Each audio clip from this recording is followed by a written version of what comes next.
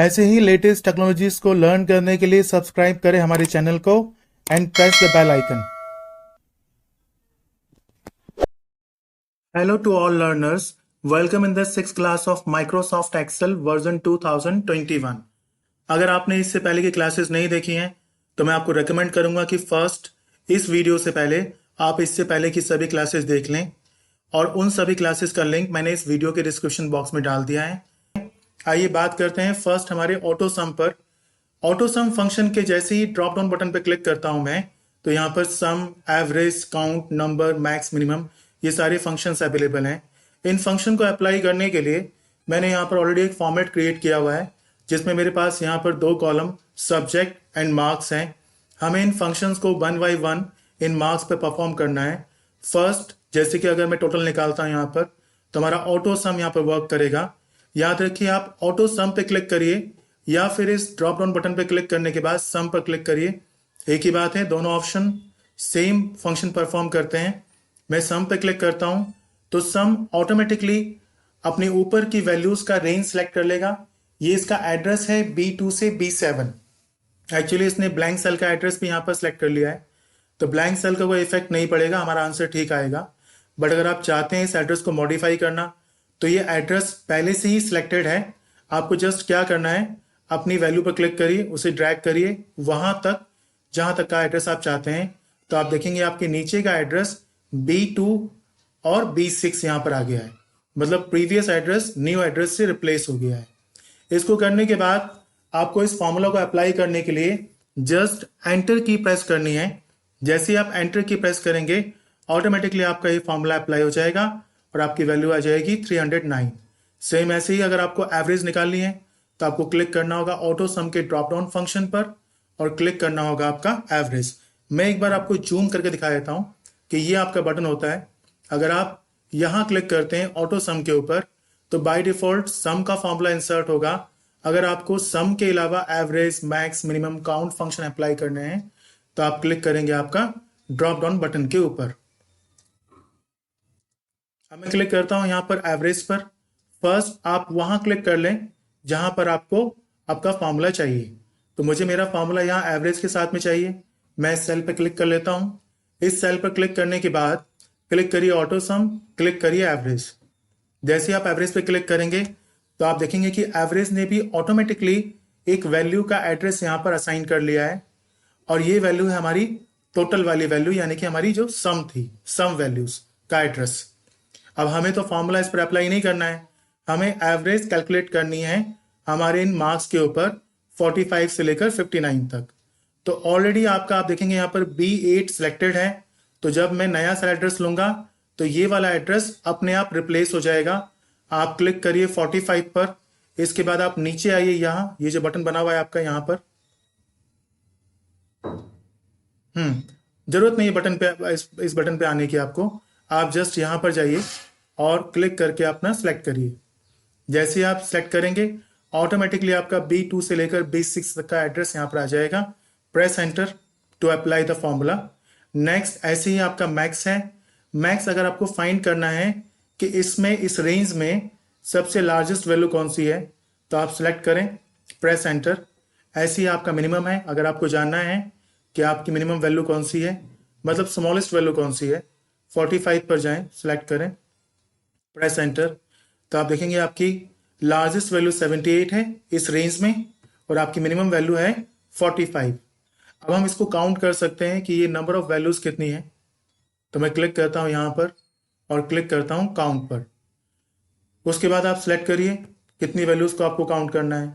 तो अभी तो मेरे पास 5 वैल्यूज हैं, बट सपोज करिए अगर आपके पास मोर देन 1000 वैल्यूज हैं तो मैनुअली काउंट करने से अच्छा है कि आप काउंट फंक्शन की हेल्प से इस फंक्शन को इजीली परफॉर्म कर लें। प्रेस एंटर, हमारे पास 5 आ गया। तो ये हमारे कुछ बेसिक फंक्शन थे जो मैंने आपको पहले भी करवाए हैं। इसके बाद बारी आती है मोर फंक्शंस की। मोर फंक्शंस में एक्चुअली बहुत सारे फंक्शंस हैं जो कैटेगरी के अकॉर्डिंग अलग अलग डिवाइडेड हैं। जैसे आप देखेंगे फर्स्ट आपका मोस्ट रिसेंटली यूज्ड फंक्शन में वो फंक्शन है जिनको आपने कई बार यूज किया है। इसके बाद आपके अलग अलग कैटेगरीज हैं जिसमें आपको all, financial, date and time, math and trick, बहुत सारे फंक्शन मिल जाएंगे। तो मैं आपको बताना चाहूंगा कि हमारे माइक्रोसॉफ्ट एक्सेल में इन फॉर्मूलाज के लिए एक फॉर्मूला मेन्यू डेडिकेटेड है पहले से ही। आपके सारे फंक्शन यहाँ इन कैटेगरीज में अवेलेबल हैं। तो जब हम लोग इस फॉर्मूलाज मेन्यू पर आएंगे तब मैं आपको one by one in functions को करवाऊंगा। अभी हम लोग आगे बढ़ते हैं। हमारे पास हमारा अगला है फिल ऑप्शन।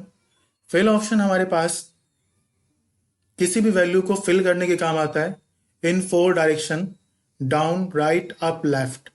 वैल्यूज कह लीजिए या फिर फॉर्मूलाज कह लीजिए। अब बात आती है कि वैल्यूज कौन सी। तो वैल्यूज किसी भी तरह की वैल्यू हो सकती है। फॉर एग्जाम्पल मैं लिखता हूँ यहाँ पर 100, तो मैंने यहाँ पर लिखा 100, तो 100 एक नंबर है। आप चाहते हैं कि 100 यहाँ नीचे तक फिल हो जाए, तो आप क्लिक करिए फिल के ऊपर और क्लिक कर दीजिए आप डाउन के ऊपर। जैसे ही आप डाउन को पॉइंट आउट करते हैं, यहाँ पर डाउन की शॉर्टकट की शो करता है Ctrl+D, यानी कि इस काम को आप Ctrl+D से भी कर सकते हैं। बस शर्त यह है कि अगर आप डाउन करते हैं तो आपका सिलेक्शन डाउन डायरेक्शन में होना चाहिए, जैसे मैंने कर रखा है। अब मैं क्लिक करता हूँ फिल के ऊपर और क्लिक करता हूँ डाउन पर, तो ये आपका डाउन साइड में आ जाएगा। ऐसे ही अगर आपको राइट में करना है तो आप राइट में सिलेक्शन करिए, लेफ्ट में करना है तो आप लेफ्ट में सिलेक्शन करिए। इस तरह के बहुत सारे फॉर्मेट्स बनते हैं जिसमें आपको कोई पर्टिकुलर वर्ड या कोई पर्टिकुलर सेंटेंस कई बार चाहिए होता है, कई सेल्स में चाहिए होता है, तो आप फिल ऑप्शन का यूज़ कर सकते हैं। फिल ऑप्शन का यूज़ सिर्फ वैल्यूज़ को फिल करने के लिए नहीं होता है, फॉर्मूला भी अप्लाई करने के लिए होता है। मैं आपको एक एग्जांपल दिखाता हूँ जिसमें हमें यहाँ पर देखिए आप, यहाँ पर मेरे पास एक फॉर्मेट है जिसमें item name, item price, discount rate अलग अलग है 4, 5, 6। अब मैं यहाँ पर एक फार्मूला अप्लाई करता हूँ। इस फार्मूले में मुझे ये जो हमारा प्राइस है इसका यहाँ पर 4% निकालना है। फार्मूले की स्टार्टिंग करिए, रिकॉल करिए जो मैंने बताया था आपको कि माइक्रोसॉफ्ट एक्सेल में हर फार्मूला की स्टार्टिंग जो होती है वो इक्वल के साइन से होती है।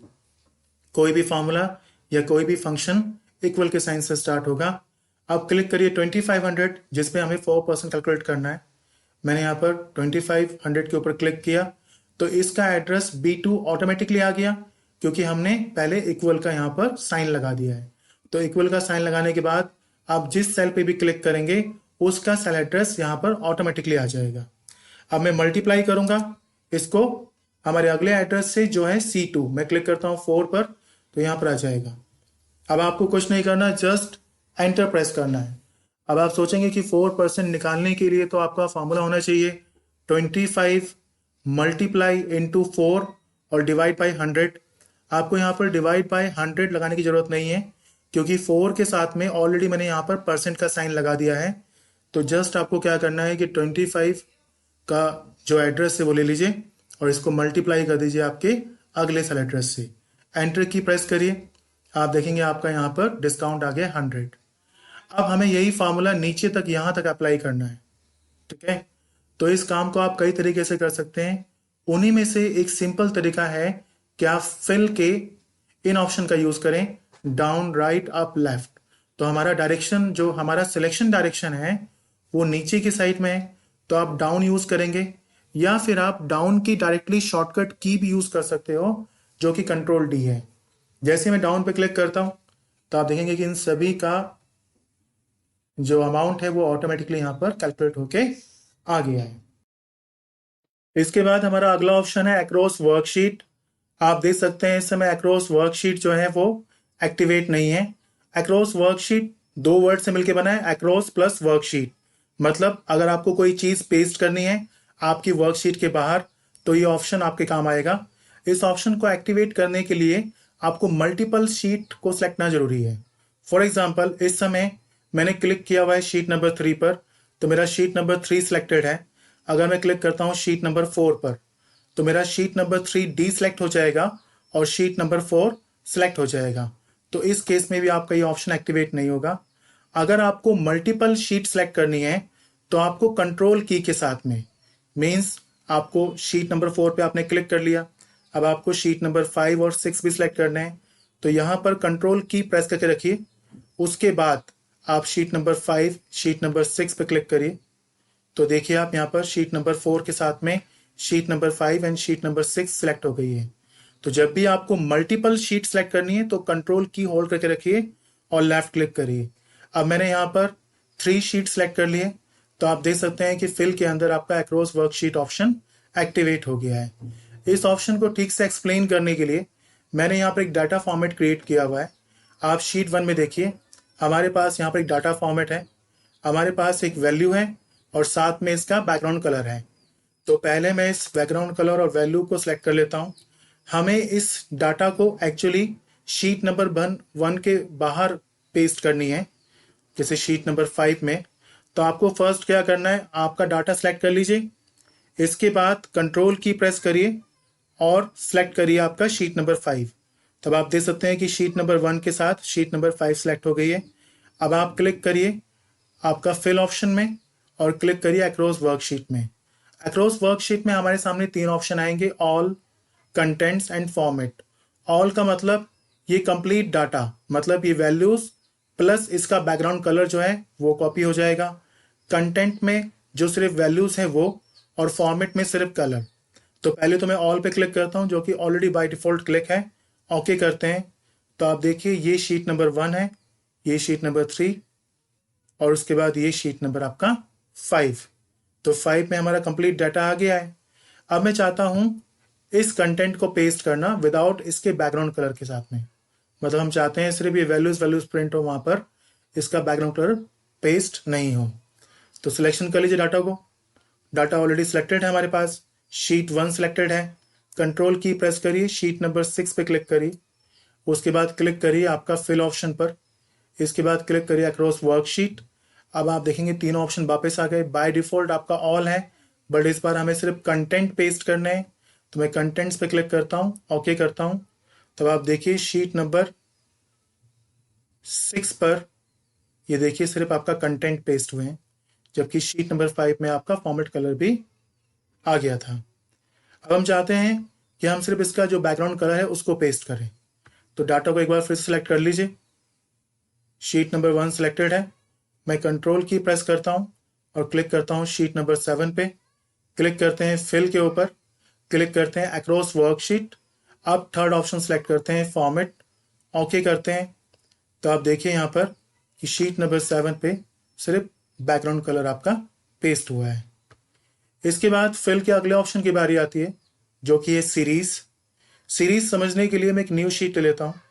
इस न्यू शीट पे मैं एक नंबर एंटर करता हूँ 1, फिर उसके बाद सिलेक्शन करते हैं। अब जैसे ही मैं फिल पे क्लिक करता हूँ और सीरीज ऑप्शन पे क्लिक करता हूँ, तो आप देखेंगे यहाँ पर 3 सेक्शन है, series in, type, date unit. Series in में हमारे पास 2 ऑप्शन है, रोज एंड कॉलम। तो अभी मैंने यहाँ पर कॉलम सेलेक्ट किया है, तो सीरीज इन में ऑटोमेटिकली बाय डिफॉल्ट कॉलम पर इसने पॉइंट कर दिया है।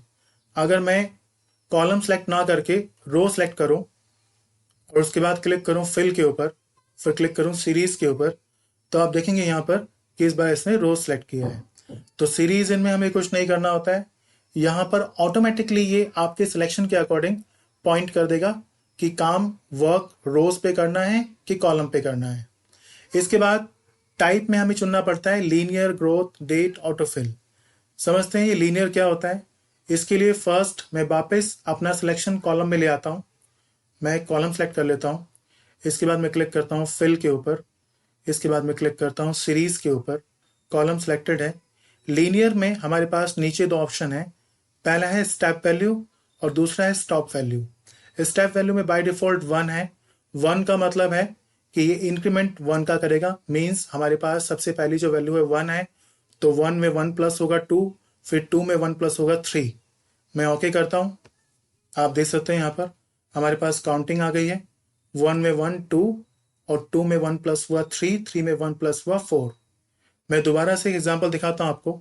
अब की बार मैं यहाँ पर 1 लेता हूँ, सिलेक्शन करते हैं, क्लिक करते हैं फिल के ऊपर, क्लिक करते हैं सीरीज के ऊपर, कॉलम के अंदर स्टेप वैल्यू इस समय 1 है, मैं इसको 2 कर देता हूं। तो अब क्या होगा, अब 2 का इंक्रीमेंट होगा। 1 में जब 2 प्लस करेंगे तो 3 हो जाएगा, और 3 में जब 2 प्लस करेंगे तो 5 हो जाएगा। इसके बाद एक और एग्जांपल देखते हैं। सपोज करिए मैंने सिलेक्शन यहां तक कर लिया, आपने क्लिक किया यहां पर फिल पर, आपने क्लिक किया सीरीज के ऊपर, हमारे पास कॉलम सेलेक्टेड है। स्टेप वैल्यू बाय डिफॉल्ट 1 है, ये हम समझ चुके हैं कि स्टेप वैल्यू कैसे काम करती है। अब बारी आती है स्टॉप वैल्यू की। स्टॉप वैल्यू का मतलब क्या होता है, सपोज करिए मैंने यहाँ पर 5 डाल दिया, तो हमारा ये 5 पे आके स्टॉप हो जाएगा। अभी तक हमने स्टॉप वैल्यू को ब्लैंक छोड़ा हुआ था, तो जितना आपका सिलेक्टेड सेल था उसमें अपने आप वैल्यू आ रही थी। मीन्स हमारा सिलेक्शन यहाँ से स्टार्ट था और यहाँ खत्म था, तो यहाँ तक वैल्यू आपकी एंड हो रही थी। बट अब मैंने इस समय स्टॉप वैल्यू में 5 डाल दिया है, तो जैसे ही आपका 5 कंप्लीट हो जाएगा उसके बाद ये वैल्यूज को प्रिंट नहीं करेगा। मैं ओके करता हूँ, आप देख सकते हैं कि हमारी वैल्यूज 1 से लेकर सिर्फ 5 तक आई है। लीनियर के बाद नेक्स्ट जो बारी आती है वो बारी आती है ग्रोथ की। अब हम देखेंगे ग्रोथ का एग्जाम्पल। इसके लिए वापस से मैं एक वैल्यू इंसर्ट करता हूं 1, इसका सिलेक्शन करते हैं। इसके बाद क्लिक करेंगे फिल के ऊपर, क्लिक करेंगे सीरीज के ऊपर। तो मैं बताया था आपको लीनियर में तो आपका ये जो अमाउंट था स्टेप वैल्यू ये ऐड हो रहा था, मतलब 1 + 1।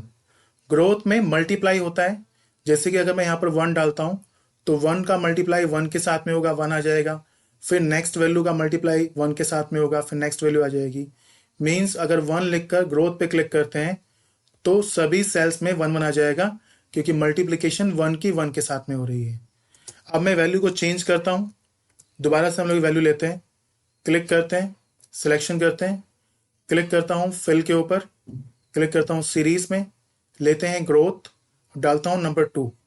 अब जैसे ही मैं नंबर 2 डालूंगा तो 1 का मल्टीप्लीकेशन 2 के साथ में आएगा, और जो भी नेक्स्ट वैल्यू आएगी उसका मल्टीप्लीकेशन वापस 2 के साथ में होगा। ओके कर दीजिए आप, तो आप देख सकते हैं 1 का मल्टीप्लीकेशन 2 के साथ में तो 2 आ गया, 2 का मल्टीप्लीकेशन 2 के साथ में तो 4 आ गया, और 4 का मल्टीप्लीकेशन नेक्स्ट के साथ में होगा तो आपका इस तरह से ये आ जाएगा आपका 8। इसी तरह से हमारा नेक्स्ट ऑप्शन है सीरीज के अंदर ही हमारा डेट। डेट से पहले मैं आपको कंफर्म कर देता हूँ, जिस तरह से स्टॉप वैल्यू हमारी लीनियर फॉर्म में काम करती है वैसे ही ग्रोथ में भी काम करती है। स्टेप वैल्यू मैंने आपको समझा ही दिया है कि कैसे काम करती है। अगर आप स्टॉप वैल्यू डाल देते हो, फॉर एग्जांपल इस रेंज में अगर आप 32 डाल देते तो 32 के बाद आपका नंबर प्रिंट नहीं होते। चलिए आप देखते हैं डेट। डेट के साथ में वर्क करती है, और डेट पे क्लिक करने के बाद ही आपकी डेट यूनिट के ऑप्शन एक्टिवेट हो जाएंगे। इसके लिए पहले आपको एक डेट इंसर्ट करनी होगी। मैं देखता हूँ मेरे सिस्टम में यहाँ पर करंट डेट है आज की 13 अक्टूबर 2022, तो हम यहाँ पर एक डेट डाल देते हैं। मैं लिखता हूँ यहाँ पर 13 अक्टूबर 2022। अब इस डेट का सिलेक्शन करते हैं, थोड़ा सा मैं जूम आउट कर लेता हूँ इसको। आप जूम आउट करते ही देखिए कि ये जो आपकी वैल्यू थी इस तरह से आ गई है। तो कॉलम का साइज थोड़ा सा बढ़ाइए, आपका डेट ठीक हो गई। डेट का सिलेक्शन करिए नीचे तक, इसके बाद क्लिक करिए फिल वाले ऑप्शन पर, क्लिक करिए सीरीज पर, क्लिक करिए डेट। डेट आप देख सकते हैं कि ऑटोमेटिकली बाय डिफॉल्ट डेट को इसने पॉइंट कर दिया है, क्योंकि आपने डेट को सिलेक्ट किया है। एक्सेल में जिस तरह का डाटा आप सेलेक्ट करोगे सीरीज में उसी टाइप का सिलेक्शन आपका हो जाएगा। तो फर्स्ट है डे। डे पे जैसे आप क्लिक करोगे ओके करोगे तो आपका डे वाला वैल्यू बढ़ेगा। आप देख सकते हैं यहाँ पर 13 अक्टूबर, फिर 14, 15, 16 इस तरह से। मैं कंट्रोल जेड अंडू करता हूँ, दोबारा दिखाता हूँ आपको। दूसरा ऑप्शन इसका सीरीज का कि डे के बाद वीक डे क्या करता है। ठीक है, डे ने तो नॉर्मल आपके यहाँ पर इस तरह से सीरीज प्रिंट कर दी थी, आप देख सकते हैं। उसके बाद मैं इसी डेट को एक बार कॉपी करता हूँ और आपको दिखाता हूँ कि क्या डिफरेंसेस हैं डे एंड वीक डे में। क्लिक करिए, सिलेक्शन करिए, सिलेक्शन करने के बाद अब आप अगेन क्लिक करिए, यहाँ आपका फिल पर क्लिक करिए सीरीज पर। वीक डे में क्या होता है कि आपके जो वीक वाले जो डेज हैं, मतलब सैटरडे एंड संडे, वो प्रिंट नहीं होंगे, बाकी कंप्लीट डेट प्रिंट होगी। मतलब वीक में सिर्फ 5 डेज प्रिंट होंगे। मैं करता हूँ ओके, तो आप देख सकते हैं यहाँ पर कि 13, 14, 17, 18, 19, 20, 21, 24।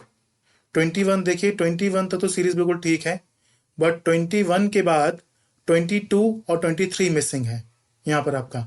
जबकि हमारे डे में देखिए आप 21 के बाद 22 भी है, 23 भी है। यानी कि 21 के बाद 22 सैटरडे है और 23 संडे है। हम चेक करते हैं अपने कैलेंडर में।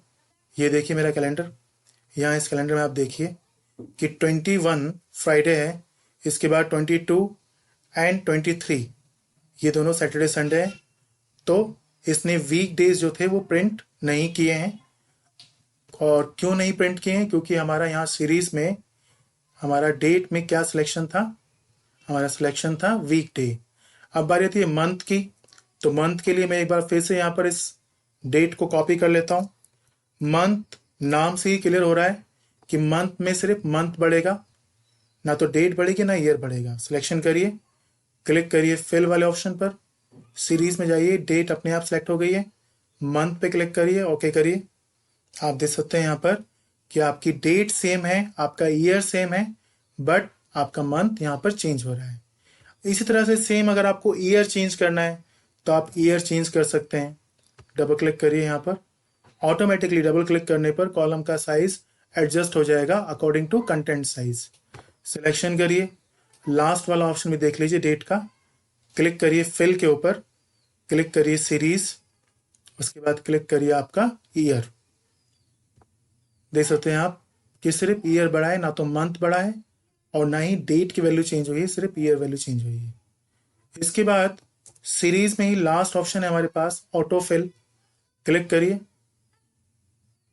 फिल के ऊपर, क्लिक करिए सीरीज, इसके बाद आप क्लिक करिए ऑटो फिल। जैसे आप ऑटो फिल पे क्लिक करेंगे तो आप देखेंगे कि आपका स्टेप वैल्यू, आपका स्टॉप वैल्यू दोनों ही डिसेबल हो गए। इसका मतलब सिस्टम अपने आप डिसाइड करेगा कि उसे क्या फिल करना है। तो आप देख सकते हैं जैसे मैंने ऑटो फिल किया तो इसने 1 को रिपीट कर दिया। सीरीज के बाद बारी आती है जस्टिफाई। जस्टिफाई एक और इंपॉर्टेंट फीचर है माइक्रोसॉफ्ट एक्सेल की, जो पैराग्राफ को सपोर्ट करती है।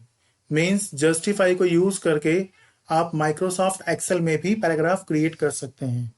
बहुत कम यूजर्स को पता है कि इसको आप किस तरह से यूज करके पैराग्राफ क्रिएट कर सकते हैं।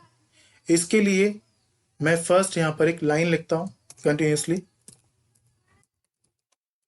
Microsoft Excel is an example of spreadsheet program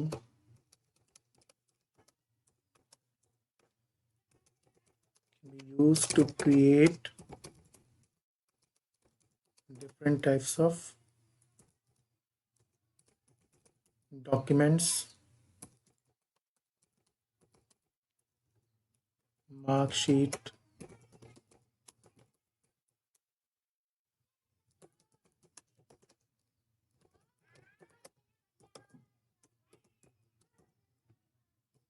आप देख सकते हैं यहाँ पर कि मैंने यहाँ पर एक लाइन लिखी है। जैसे ही इस लाइन का यहाँ पर एंडिंग होता है तो नेक्स्ट लाइन अपने आप यहाँ पर आ जाएगी। ये सिर्फ आपको यहाँ पर टेम्परेरी शो कर रहा है कि आपकी नेक्स्ट लाइन यहाँ पर आएगी, क्योंकि जैसे ही मैं एंटर की प्रेस करूंगा तो ऑटोमेटिकली ये आपका 1 लाइन में कन्वर्ट हो जाएगा। मीन्स ये कि अगर आप यहाँ पर कोई एंटर नहीं करते हैं तो आपकी लाइन कंटिन्यूसली चलती जाएगी। अब हम चाहते हैं इस टेक्स्ट लाइन को पैराग्राफ में कन्वर्ट करना, तो इसके लिए आपको फर्स्ट इतना सेलेक्ट करना होगा। ये हमारी लेंथ है पैराग्राफ की कि हमारा पैराग्राफ कितना बड़ा होना चाहिए। जैसे कि मैंने यहाँ पर सिलेक्शन कर लिया इस तरह से, ठीक है, तो हमारा पैराग्राफ यहाँ से स्टार्ट होगा और यहाँ पर एंड हो जाएगा। आप नीचे कितना भी सिलेक्शन कर लीजिए, यहाँ पर नो मैटर कि अगर आप इतना सिलेक्शन करते हैं या फिर आप इससे ज़्यादा सिलेक्शन करते हैं, जस्टिफाई ऑटोमेटिकली पैराग्राफ क्रिएट कर देगा। आप सिलेक्शन करिए, उसके बाद क्लिक करिए फिल के ऊपर और क्लिक करिए जस्टिफाई के ऊपर। तो आप देख सकते हैं कि सिलेक्शन हमारा ज़्यादा था, बट हमारा जो कंटेंट था उसमें इतना ही टेक्स्ट था कि आपकी 3 लाइंस का पैराग्राफ बने। तो हमारा 3 लाइंस का पैराग्राफ यहाँ पर तैयार हो गया है। जस्टिफाई के बाद बारी आती है फ्लैश फिल की। फ्लैश फिल एक न्यू फीचर है माइक्रोसॉफ्ट एक्सेल में, और ये सिर्फ माइक्रोसॉफ्ट एक्सेल के 2013 वर्जन और उससे अबव वाले वर्जन में अवेलेबल है। मीन्स अगर आप MS एक्सेल 2010 पे काम कर रहे हैं या 7 पे काम कर रहे हैं तो आपको ये फीचर वहां पर नहीं मिलेगी। इस समय मैं काम कर रहा हूँ माइक्रोसॉफ्ट एक्सेल के लेटेस्ट वर्जन 2021 के ऊपर, तो ये फीचर आप यहाँ पर देख सकते हैं। ये बहुत इंपॉर्टेंट फीचर है और कई तरह के मैजिकल टास्क परफॉर्म कर सकती है एक्सेल में, बट इसको यूज करने से पहले आपको इसकी सेटिंग को टर्न ऑन करना पड़ेगा। वैसे तो बाय डिफॉल्ट इसकी सेटिंग टर्न ऑन होती है, बट फिर भी मैं आपको एक बार बता देता हूँ कि आपको सेटिंग को कैसे ऑन करना है। तो फ्लैश फिल की सेटिंग को ऑन करने के लिए फर्स्ट आपको क्लिक करना है फाइल के ऊपर। इसके बाद आप लास्ट वाला ऑप्शन देखिए जिसका नाम ही ऑप्शन है। मैं थोड़ा जूम कर लेता हूँ एक बार। इस पर क्लिक करना है आपको। जैसे ही आप इस पर क्लिक करेंगे आपके सामने एक डिफ़ॉल्ट सेटिंग ओपन हो जाएगी। यहाँ लेफ्ट साइड में एडवांस पे क्लिक करिए और उसके बाद आप देखिए यहाँ पर ऑटोमेटिकली फ्लैश फिल। मैं एक बार फिर से थोड़ा जूम कर देता हूँ। अब आप देखिए यहाँ पर आपको यहाँ एडवांस पे क्लिक करना है और फिर आपको यहाँ पर ऑटोमेटिकली फ्लैश फिल पे क्लिक करना है कि जो पहले से यहाँ पर चेक है। ठीक है, आपको ये चेक करना है कि अगर ये चेक नहीं है तो इस पर आपको क्लिक करना है। क्लिक करने के बाद आपको ओके कर देना है। अब आपकी फ्लैश फिल का जो सेटिंग है, जो फीचर है, वो ऑन हो चुकी है। इसको आप यूज़ कर सकते हैं। इसके टास्क को प्रॉपर एक्सप्लेन करने के लिए, समझाने के लिए मैंने एक डाटा फॉर्मेट क्रिएट किया हुआ है। आप देख सकते हैं यहाँ पर शीट नंबर 2 में मेरे पास कुछ नेम है। इन नेम्स में हमारे पास 3 नेम है, first name, middle name and last name. मैंने कुछ कॉलम्स क्रिएट कर रखे हैं। यहाँ इन कॉलम्स में हमें इन नामों में से first name, middle name, last name fetch करने हैं।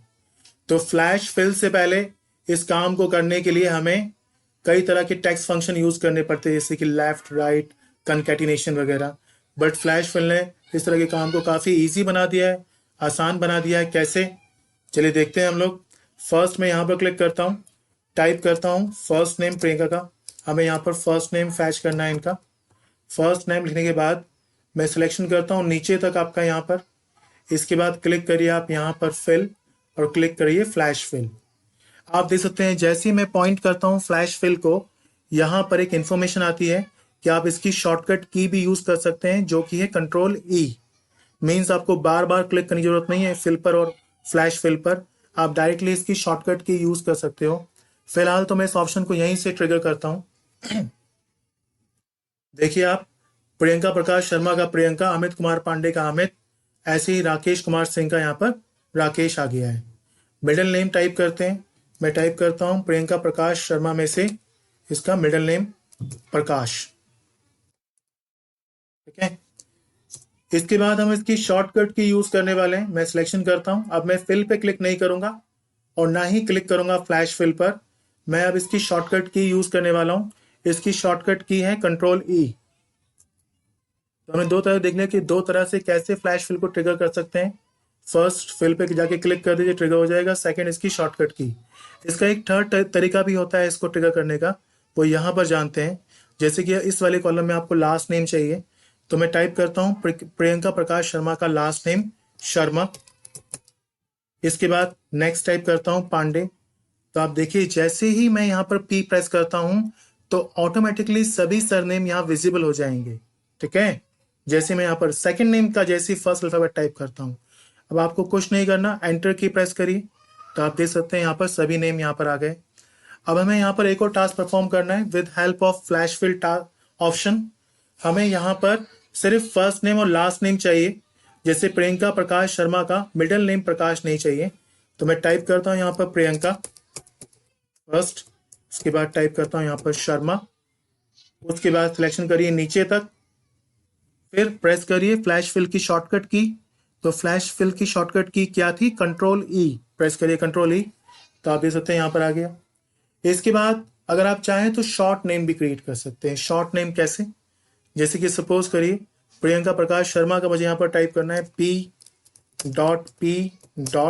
देन शर्मा। ठीक है, इसके बाद अब आप टाइप करिए PP टाइप कर दिया आपने, सिलेक्शन करिए नीचे तक लाइए और उसके बाद कंट्रोल ई प्रेस करिए, तो आप देखिए इस तरह से आ गया। अब फर्स्ट वाला तो बिल्कुल ठीक है, वो हमने खुद मैनुअली टाइप किया था PP शर्मा, यानी कि प्रियंका प्रकाश शर्मा। लेकिन नेक्स्ट में अमित कुमार पांडे को इसने ए पांडे कर दिया, क्योंकि फर्स्ट नेम में प्रियंका प्रकाश दोनों का इनिशियल जो था वो पी था। तो फ्लैश फिल को ऐसा लग रहा है कि हमने फर्स्ट अल्फाबेट को रिपीट किया है, तो ये अपने आप पैटर्न समझ लेता है। तो इसने इस तरह से ले लिया है कि ये अमित कुमार के ए को ही रिपीट कर रहा है, राकेश कुमार के आर को ही रिपीट कर रहा है। तो इस प्रॉब्लम को सॉल्व करने के लिए हमें क्या करना है, प्रियंका प्रकाश का जो है दोनों वर्ड का फर्स्ट अल्फाबेट सेम है, तो हम लोग क्या करेंगे, जो डिफरेंट है, डिफरेंट मीन्स सेकंड नेम। देखिए आप यहाँ पर सेकंड नेम क्या है, सेकंड नेम है अमित कुमार पांडे। ठीक है, तो मैं यहाँ पर क्या करता हूँ A.K. उसके बाद यहाँ पर हम टाइप करते हैं पांडे। अब आपको क्या करना है, फर्स्ट रो से आकर यहाँ पर सिलेक्शन करिए। हमेशा एक बात याद रखिए जब कभी भी फ्लैश फिल यूज करते हैं कि आपका जो ऑर्डर है, जैसे कि प्रियंका प्रकाश शर्मा या जो भी है यहाँ पर, ये इस लाइन में है और हम अपना फ्लैश फिल की वैल्यूज भी इसी लाइन में सेम इसी लाइन में यहाँ पर अप्लाई कर रहे हैं। अगर कहीं पर रो गैप आता है या कॉलम गैप आता है, कॉलम गैप या रो गैप मीन्स कहीं बीच में अगर ब्लैंक रोज आती हैं या ब्लैंक कॉलम या ब्लैंक सेल आता है तो फ्लैश फिल प्रॉब्लम क्रिएट करेगा, वहां पर वर्क नहीं करेगा। तो डाटा एक कंसिस्टेंट फॉर्मेट में होना चाहिए।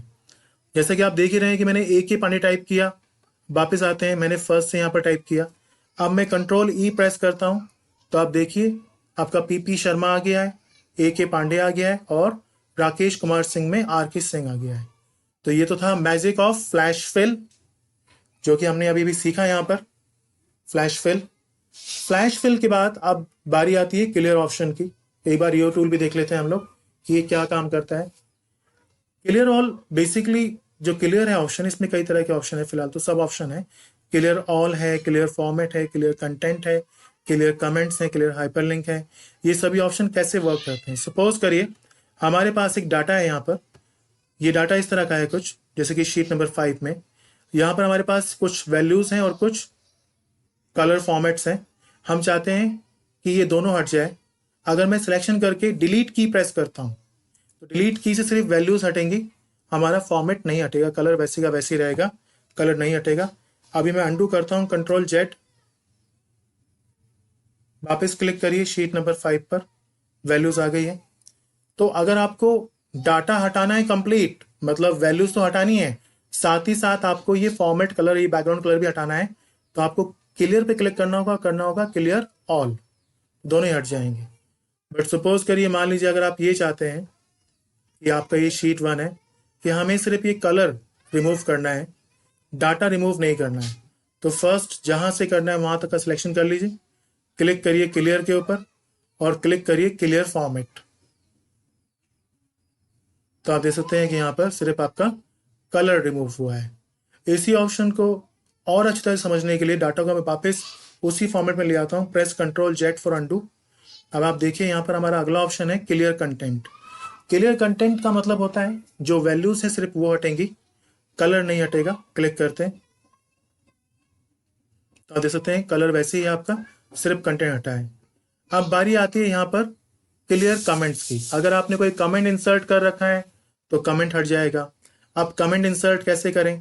कमेंट को इंसर्ट करने के लिए कमेंट का हमारे पास ऑप्शन होता है यहाँ इंसर्ट सेक्शन में। कोई भी एडिशनल ऑब्जेक्ट आपको इंसर्ट करना है तो आप यहाँ से ऐड कर सकते हैं। फिलहाल कमेंट को इंसर्ट करने के लिए हमारे पास एक शॉर्टकट की होती है और वो होती है शिफ्ट प्लस F2। मैं यहाँ शिफ्ट प्लस F2 प्रेस करता हूँ तो आप देखिए यहाँ पर कमेंट सेक्शन आ गया। बाय डिफॉल्ट यूजर नेम मेरा यूजर है विंडोज यूजर। अब मैं यहाँ पर टाइप करता हूँ इट्स अ ब्लैंक सेल, ठीक है। तो अब आप यहाँ पर आइए, मैं एक वैल्यू बढ़ा देता हूँ यहाँ पर 1 2 3। आप देखिए यहाँ पर कि 1 2 3 लिख दिया है बट फिर भी कमेंट आ रहा है इट्स ए ब्लैंक सेल। तो अगर मैं डिलीट की प्रेस करता हूँ तो सिर्फ वैल्यू हटेगी, कमेंट नहीं हटेगा। कमेंट का एक सिंबल भी आ गया यहाँ पर अपर राइट कॉर्नर में, इट्स ए ब्लैंक सेल। मैं चाहता हूँ कि सिर्फ कमेंट हटे तो क्लिक करो इसके ऊपर, क्लिक करो होम के ऊपर, क्लिक करो क्लियर के ऊपर और क्लिक कर दो क्लियर कमेंट। इसके बाद आप देख सकते हैं यहाँ पर ये जो है आपका कमेंट हट गया है, रिमूव हो गया है। इसके बाद बारी आती है आपका क्लियर हाइपरलिंक। हमारे पास दो ऑप्शन है हाइपरलिंक से रिलेटेड जो है, एक तो है क्लियर हाइपरलिंक और एक है रिमूव हाइपरलिंक। देखिए ये ऑप्शन क्या होता है।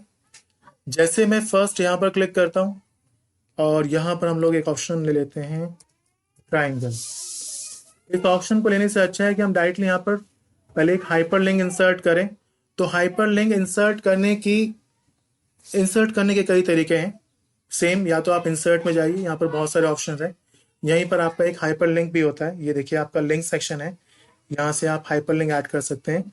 इसकी एक शॉर्टकट की भी होती है कंट्रोल की, तो या तो आप इस पर क्लिक करें या फिर आप कंट्रोल की प्रेस करें।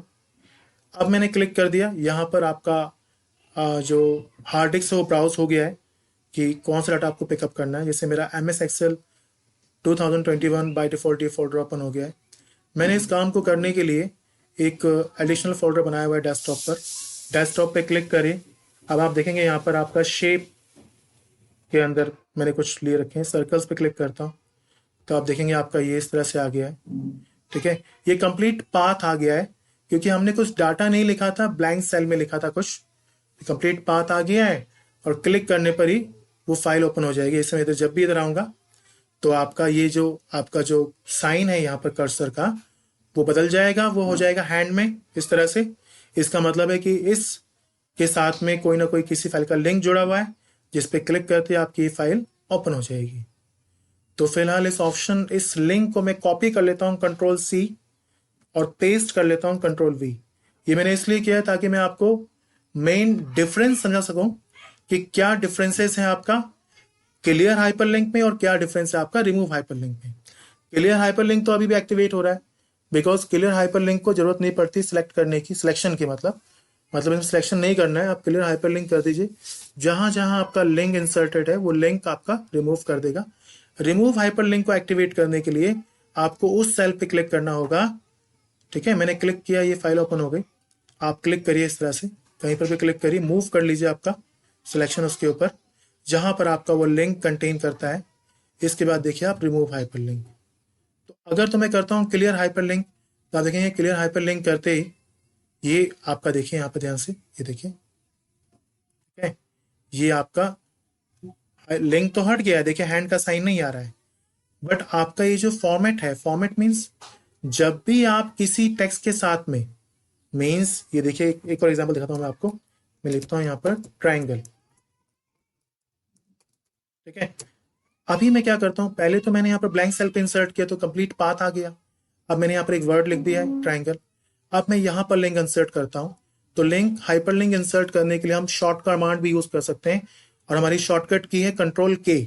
प्रेस करिए, वापस जाता हूं मैं अपने डेस्कटॉप वाले फोल्डर पर जिसका नाम है शेप्स। हम ट्राइंगल ले लेते हैं, यहाँ पर ओके कर देता हूँ। तो आप देख सकते हैं कि जैसे ही मैंने यहाँ पर ऐड किया तो लिंक तो इंसर्ट हुआ, साथ ही साथ इसका फॉर्मेट भी चेंज हो गया। बाय डिफॉल्ट अगर आप किसी भी टेक्स्ट के साथ में कोई लिंक कनेक्ट करते हैं तो उसका कलर होता है ब्लू। आपने इंटरनेट पे बहुत देखा होगा, आप जब आप इंटरनेट सर्फिंग करते हैं, इंटरनेट ब्राउजिंग करते हैं, तो हम देखते हैं कि नॉर्मली हर जगह इस तरह के हमें टेक्स्ट दिखते हैं जिसका कलर होता है ब्लू और जो अंडरलाइन होता है। इसका मतलब है कि वो उसका लिंक जुड़ा हुआ है किसी और फाइल के साथ में, आप उस पर क्लिक करके डायरेक्टली उस फाइल पे जंप कर सकते हैं। तो जब हम हाइपरलिंक जोड़ते हैं, आप देखिए यहाँ पर 1 2 3 नॉर्मल हमारा टेक्स्ट है, ट्राइंगल भी नॉर्मल था, बट जैसे ही मैंने हाइपरलिंक यहाँ पर जोड़ा इसका कलर चेंज हो गया, ब्लू में आ गया और ये अंडरलाइन भी हो गया। और जैसे ही मैं क्लिक करूंगा तो वो पिंक में हो जाएगा। बिकॉज बिकॉज कैसे हो जाएगा पिंक में, क्योंकि ये देखिए नीचे पिंक में हो चुके हैं। वन टाइम क्लिक करने पर आप उस फाइल को विजिट कर जाते हैं।